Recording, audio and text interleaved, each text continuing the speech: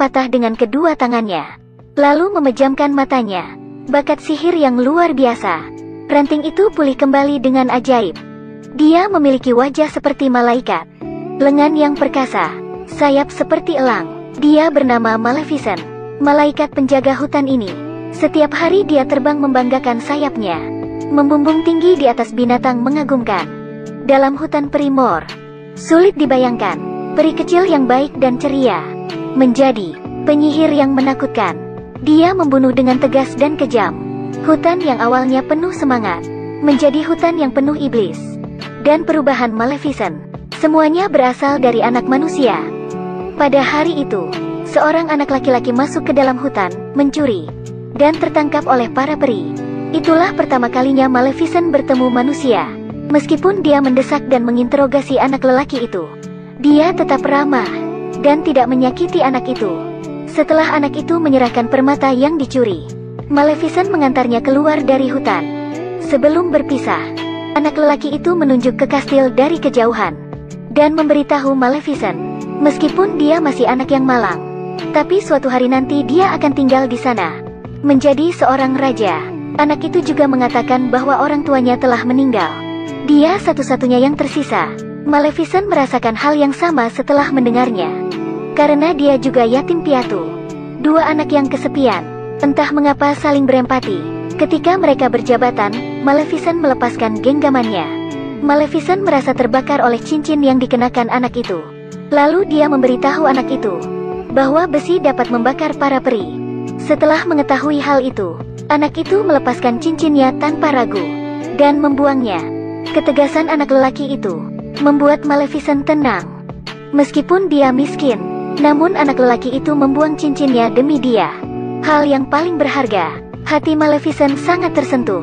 Tidak hanya itu, pencuri kecil yang awalnya berencana mencuri permata mendapat sesuatu yang berharga.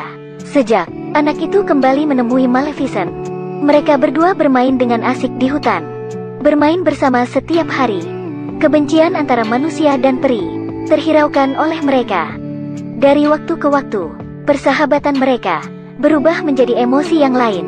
Pada hari ulang tahun Maleficent, anak lelaki itu menciumnya dan mengatakan padanya bahwa ini adalah ciuman cinta sejati. Namun apakah ini permasalahannya? Dalam sekejap mata, Maleficent tumbuh menjadi peri yang cantik dan kuat. Dia terbang tinggi dan melihat ke bawah dari langit. Dia bertanggung jawab melindungi hutan Mor. Tapi anak itu tumbuh terobsesi dengan mengejar kekuasaan dan tidak pernah datang menemui Maleficent lagi. Ciuman cinta sejati yang sebenarnya hanyalah sebuah kebohongan. Pada saat yang sama, Raja Manusia yang brutal karena mendambakan harta dan keindahan di hutan.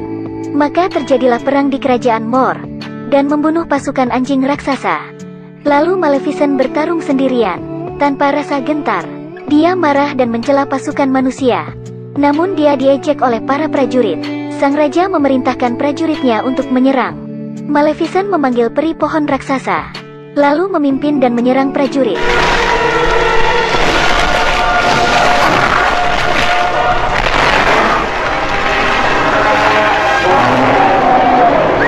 Dihadapkan dengan peri pohon raksasa, prajurit manusia rapuh seperti kertas. Tak ada yang perlu ditangkis. Bahkan ketika sang raja menghadapi Maleficent, jatuh seketika. Prajurit manusia dengan cepat mundur. Saat sang raja yang tua tidak pernah sakit parah, dia sadar bahwa sudah kehabisan waktu dan memberikan perintah terakhir.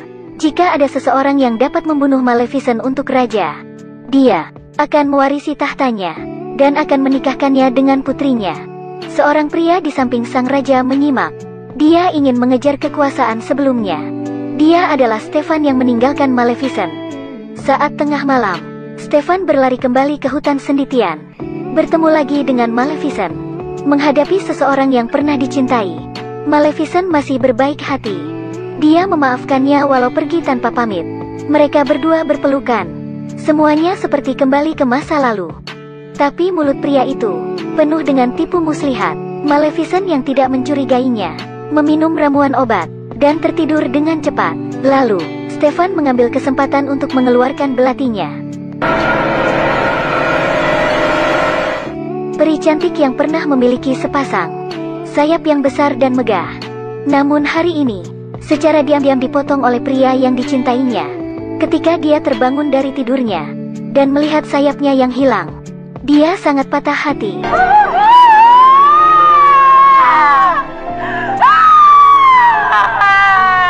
Maleficent meratap putus asa. Sakit fisiknya tidak sebanding dengan penipuan dan pengkhianatan kekasihnya. Dia benar-benar seperti jatuh ke dalam jurang. Untuk mencari tahu apa yang terjadi, Maleficent pergi dan bertemu seorang petani. Lalu dia menyelamatkan gagak yang terperangkap dan mengubahnya menjadi manusia. Gagak itu menjadi mata-mata Maleficent.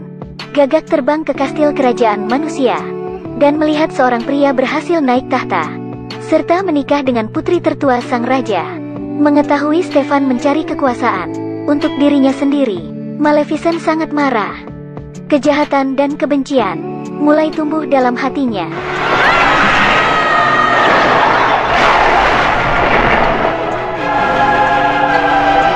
Maleficent berjalan dengan lantang kembali ke hutan dengan kegelapan hatinya dan membawa pasukannya ke sana. Kerajaan Mor tidak lagi seindah musim semi.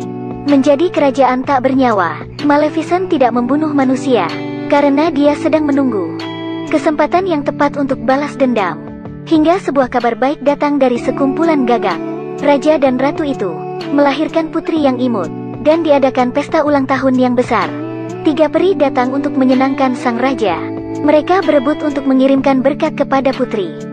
Tiba-tiba angin badai bertiup. Maleficent datang tanpa diundang, mengenakan jubah hitam dan tongkat sihir di tangannya. Auranya yang kuat mengejutkan semua orang. Kehadirannya di sini untuk membalas dendam sang raja. Namun dalam perjalanannya dia memilih putri kecil yang masih bayi. Dia memberi kutukan yang kejam pada ulang tahunnya yang ke-16.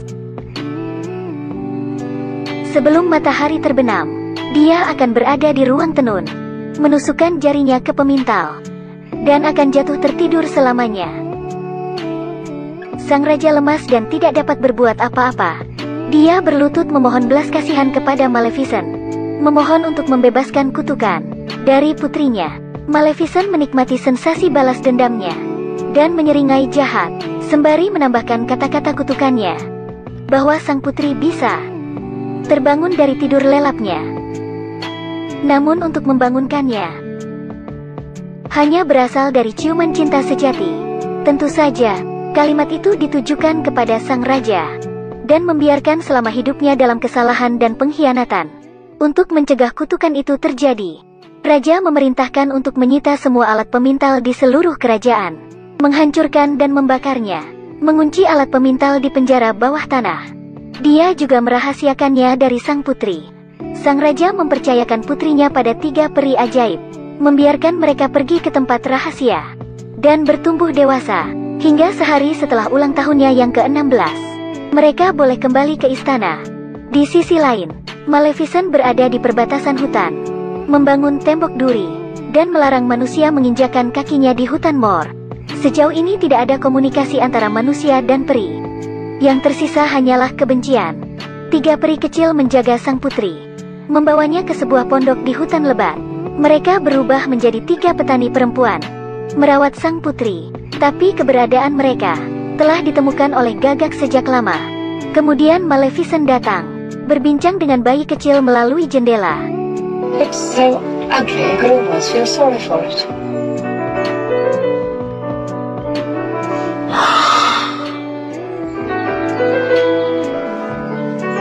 I hate you. Misty. 3 peri itu benar-benar tidak bisa diandalkan. Tidak punya pengalaman mengasuh anak sama sekali. Bayi kecil itu sangat lapar dan menangis. Lalu mereka bertiga memberinya wortel dan semacam umbi-umbian. Jika tetap seperti itu, bisa diperkirakan usia putri kurang dari 16 tahun. Bisa kelaparan hingga mati di tangan mereka bertiga. Seekor gagak membawa bunga di paruhnya, terbang ke bayi kecil yang menangis. Gagak itu mendekatkan bunga ke mulut bayi. Bayi kecil menghisap nektar, dan seketika berhenti menangis. Semua itu diatur oleh Maleficent. Meskipun dia membenci manusia, dan kekejamannya kepada putri kecil itu, dia menyelamatkan putri ketika dalam kesulitan. Ketika dia bertingkah seperti bayi dan menggendongnya tinggi.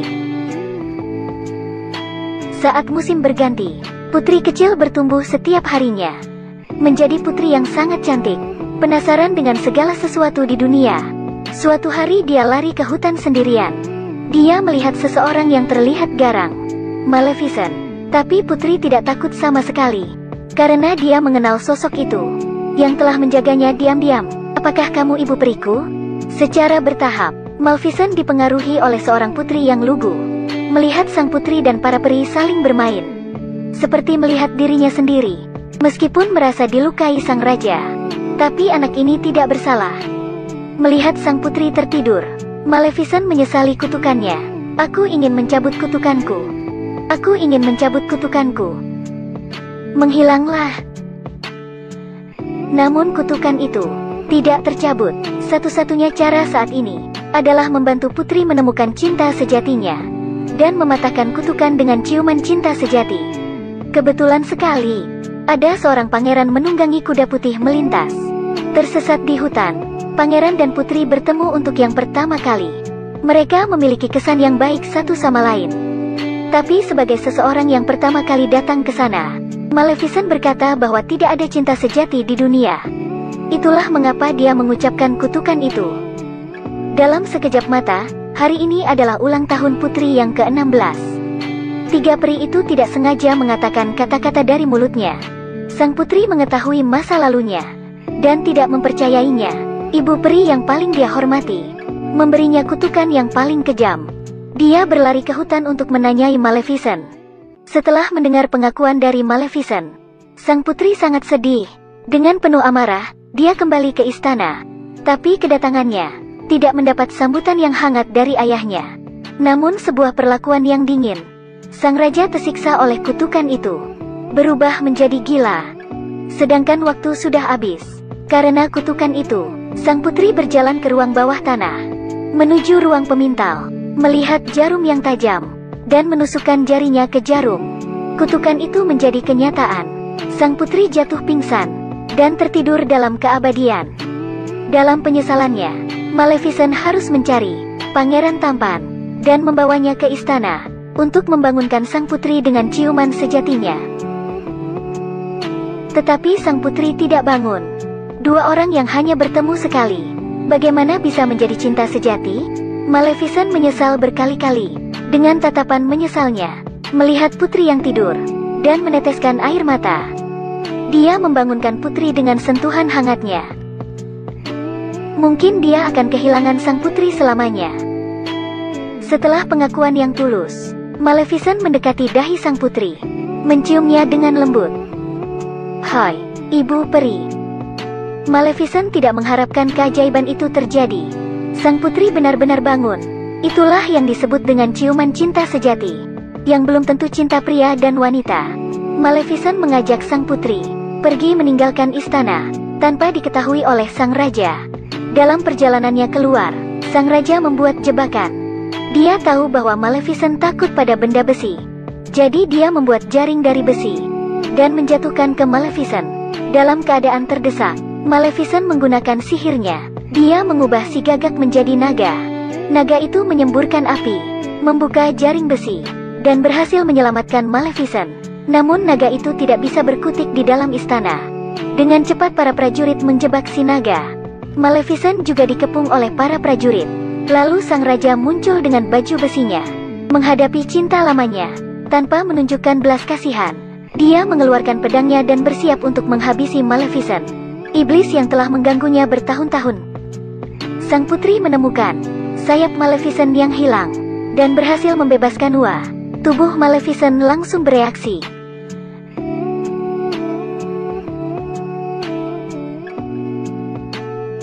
Maleficent yang mendapatkan sayapnya kembali, terbang perlahan, dengan bantuan si naga, menyeret sang raja keluar dari istana ke atas menara, dan ingin menjatuhkannya dari sana.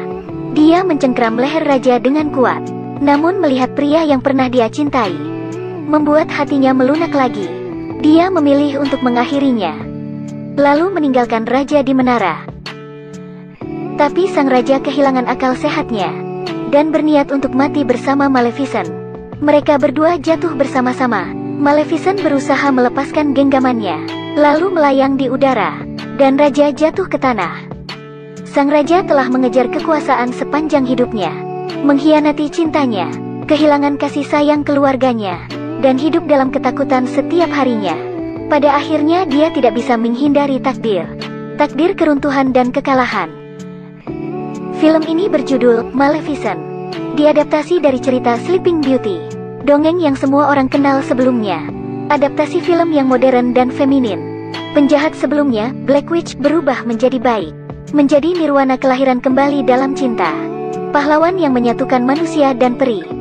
Dan Sleeping Beauty adalah pemenang terbesar dalam film ini. Hanya berbaring dan tertidur lama. Setelah bangun, dia mewarisi tahta, menjadi ratu yang percaya diri.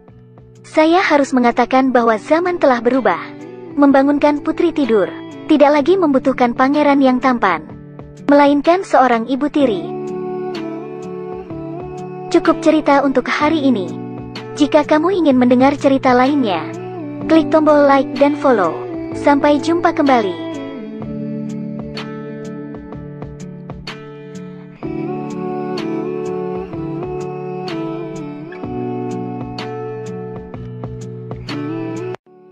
Kisah peri kecil. Peri kecil ini memegang ranting patah dengan kedua tangannya, lalu memejamkan matanya. Bakat sihir yang luar biasa. Ranting itu pulih kembali dengan ajaib. Dia memiliki wajah seperti malaikat, lengan yang perkasa, sayap seperti elang. Dia bernama Maleficent, malaikat penjaga hutan ini. Setiap hari dia terbang membanggakan sayapnya, membumbung tinggi di atas binatang mengagumkan. Dalam hutan Primor, sulit dibayangkan peri kecil yang baik dan ceria menjadi penyihir yang menakutkan. Dia membunuh dengan tegas dan kejam. Hutan yang awalnya penuh semangat menjadi hutan yang penuh iblis.